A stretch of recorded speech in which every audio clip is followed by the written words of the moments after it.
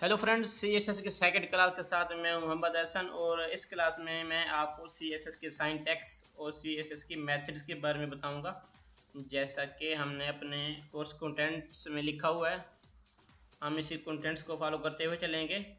Introduction जो हमारी first class थी वो इंट्रोडक्शन की थी, और अब ये सिंटैक्स और मेथड्स के बारे में हम इसमें डिस्कस कर लेते हैं। तो सबसे पहले मैं अपना नोटपैड प्लस प्लस ओपन करता हूँ, और ये न्यू फाइल बनी हुई है, इसको मैं सेव कर लेता हूँ डेस्कटॉप पे, जहाँ पे मैंने CSS का फोल्डर बनाया हुआ है। इसके अंदर उसको मैं नेम दे देता हूँ फर्स्ट। और फ्रेंड्स, हमने एक्सटेंशन जो रखनी है वो हमने HTML की ही रखनी है, क्योंकि हम HTML के अंदर ही कोडिंग करते होते हैं। अगर आप CSS की एक्सटर्नल शीट यूज़ कर रहे हैं, एक्सटर्नल मेथड, तो फिर वो CSS में होगी। लेकिन अगर आप इनलाइन या इंटरनल मेथड यूज़ कर रहे हैं तो वो फिर HTML की ही फाइल होगी। तो सबसे पहले मैं आपको बताता हूँ सिंटैक्स का। मैंने आपको फर्स्ट क्लास में बताया था कि इसमें दो चीज़ें होती हैं, एक डिक्लेरेशन बॉक्स, एक सिलेक्टर। पहले आता है सिलेक्टर। इसमें इस लिखते हैं, इस सिलेक्टर फर्ज करो क्या है। अगर आप H1 H2 या कुछ मर्जी ले रहे हैं, मैं H1 ले लेता हूँ, ये हमारा सिलेक्टर है। उसके बाद कर्ली ब्रैकेट्स लगा दें, ओपन और क्लोज दोनों। अब हम इन ब्रैकेट्स के अंदर प्रॉपर्टी और वैल्यू डिफाइन करेंगे। प्रॉपर्टी और वैल्यू, प्रॉपर्टी वैल्यू क्या है ये हम HTML की क्लासेस में अच्छी तरह हम पढ़ चुके हैं। तो प्रॉपर्टी क्या हो सकती है यहाँ पे, ये हो सकती है कलर, ये प्रॉपर्टी है। उसके बाद हमें लिखी देती है वैल्यू। वैल्यू कैसे लिखते हैं, ये कॉलन, उसके बाद वैल्यू। वैल्यू क्या है, रेड में लिख लेता हूँ। ये हमारा कंप्लीट हो गया। ये हमारा सिंटैक्स है CSS का, जो कि यूज़ होता है इनलाइन और एक्सटर्नल मेथड के लिए। अगर आप मल्टीपल प्रॉपर्टीज यूज़ करना चाहते हैं तो फिर क्या होगा, यहाँ तक हमारी एक प्रॉपर्टीज ख़त्म हो चुकी है उसकी वैल्यू के साथ। तो क्या होगा फिर, उसके लिए आपने क्या करना है, आपने एक सेमीकोलन लगाना है। उसके बाद आप इस तरह कोई और प्रॉपर्टी, फिर उसकी वैल्यू। फर्क करो, मैं लिख लेता हूँ फॉन्ट साइज। तो अब इसकी मैं लिख लेता हूँ वैल्यू 20 पिक्सल। अब आगे मुझे सेमीकोलन लगाऊं या नहीं लगाऊं, बार वर्क हो जाएगा। तो अब मैं एक इसमें आपको दो बातें बताता हूँ कि CSS में जब हम कोई दो वर्ड लिखते हैं, जब एक वर्ड ख़त्म हो जाए तो दूसरे वर्ड के दरमियान हम स्पेस नहीं देते। इसको हम इस तरह नहीं लिख सकते, नहीं तो ये एक्सेस नहीं हो सकेगा। इसके लिए हम हाइफन या डैश का सिंबल लगाते हैं, हाइफन हाइफन या डैश। फॉन्ट एक अलग से है, उसके बाद साइज़ एक अलग वर्ड है, तो इनके दरमियान में हम खाली स्पेस भी नहीं छोड़ेंगे, ना ही कुछ और लिख सकते हैं। तो इसके लिए हम हाइफन या डैश का वर्ड लिखते हैं। उसके बाद ये मैंने लिखा है 20। मैंने आपको HTML में बताया था कि अगर हम वहाँ पे कुछ साइजिंग दे रहे हैं, जैसा कि फॉन्ट साइज हो गया या विड्थ हाइट 20 में लिखते थे, तो वो बाय डिफ़ॉल्ट पिक्सल में आती थी। अगर आप पिक्सल मतलब ये PX ना भी लिखते थे होते, फिर भी वो मतलब हमारी प्रॉपर्टी मानी जाती थी। लेकिन इसमें क्या होगा, CSS में ये इस तरह नहीं होगा। अगर आपने 20 लिखा है तो वो HTML बात यहाँ पे नहीं है कि वो ऑटोमेटिक इसको पिक्सल तस्वर करेगा, नहीं। इसमें क्या होगा, आपको पिक्सल लिखना ही पड़ेगा, तो फिर जाके ये प्रॉपर्टी हमारी काम करेगी। तो ये तो था HTML का सिंटैक्स, जो कि एक्सटर्नल और इनलाइन दोनों के लिए यूज़ होता है। अब हम बात करते हैं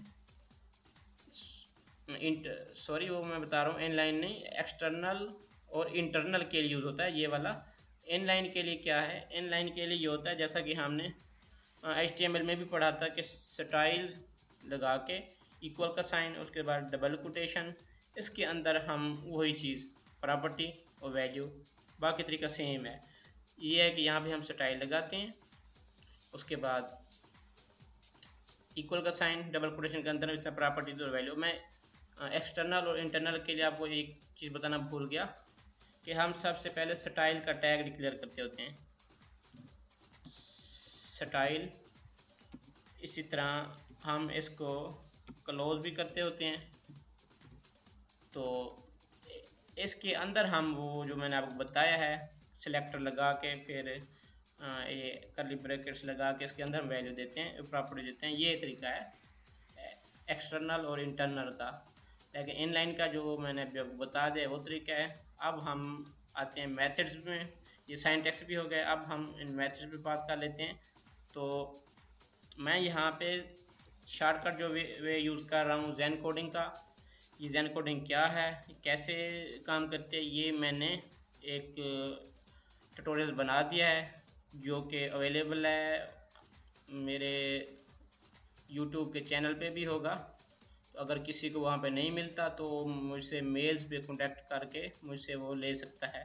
तो मैं अब अक्सर इसी को ही यूज़ करूँगा जैन कोडिंग को, क्योंकि इससे काफ़ी वक्त बच जाता है। अब मैं HTML5 की कोडिंग कर रहा हूँ, तो क्या HTML5 लेके कंट्रोल+E प्रेस करता हूँ तो ये मेरी सारी कोडिंग हो गई। अब मैं यहाँ पे एक ले लेता हूँ H1।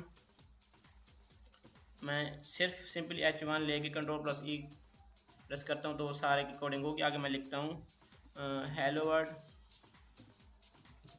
उसके बाद मैं अब सेव कर लेता हूँ। अब मैं यहाँ पे बात करता हूँ इनलाइन मेथड की। इनलाइन मेथड मैंने बताया है कि जैसा कि हम HTML में करते रहे हैं सेम वही है। पहले क्या करेंगे, हम यहाँ पे लिखेंगे स्टाइल इक्वल का साइन डबल कोटेशन। उसके बाद मैं यहाँ पे वैल्यू दे देता हूँ, सॉरी प्रॉपर्टी दे देता हूँ मैं इसको कलर की। उसके बाद मैं कॉलन के बाद लिख देता हूँ रेड। अब मल्टीपल मैं वैल्यूज देने वाला हूँ, मल्टीपल प्रॉपर्टी यूज़ करने वाला हूँ। तो इसके बाद मैं लिखता हूँ फॉन्ट साइज़।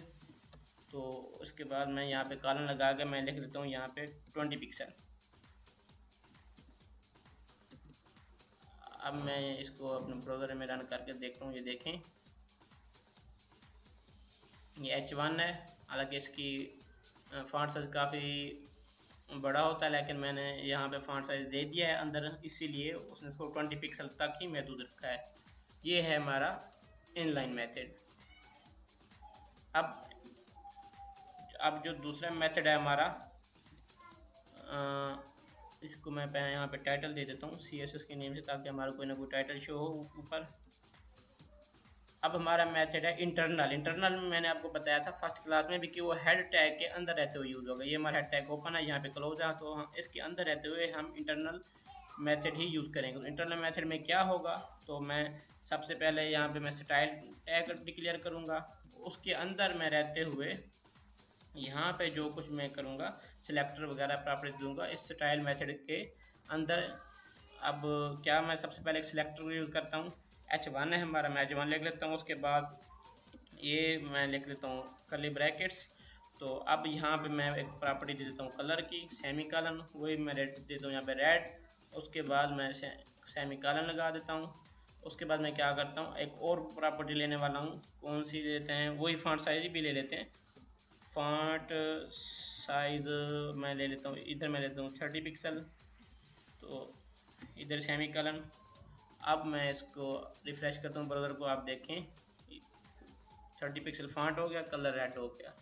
तो अगर मैं यहाँ पे अगर पिक्सल हटा दूँ तो क्या होगा, अब देखें फ्रेंड्स, ये थोड़ी बड़ी इसीलिए हुई है क्योंकि यहाँ पे H1 लिया हुआ है। H1 का साइज़ काफ़ी बड़ा होता है, इसीलिए उसने अब ये 30 पिक्सल को वो नहीं पिक कर रहा, सॉरी 30 को नहीं पिक कर रहा, पिक्सल नहीं लगा है इसीलिए। अगर मैं यहाँ पे पिक्सल लगा देता हूँ फिर आप देखें यहाँ पे वो इसको एक्सेप्ट कर जाएगा।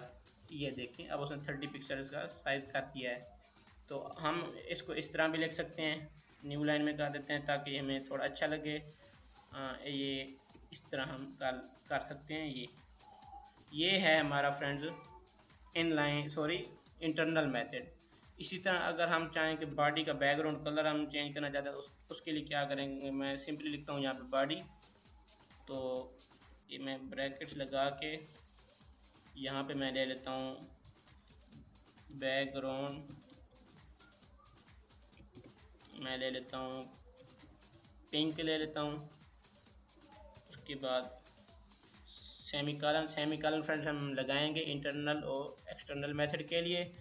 तो मैं रिफ्रेश करता हूँ, आप देखें कलर बॉडी का पिंक हो जाएगा।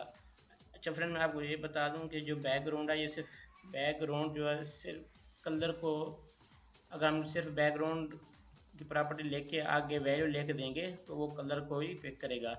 इसके अलावा अगर आप इस तरह लिख देंगे हाइफन कलर सॉरी वो कहाँ पे लिख रहा है, हमने यहाँ पे लिखना है इसको।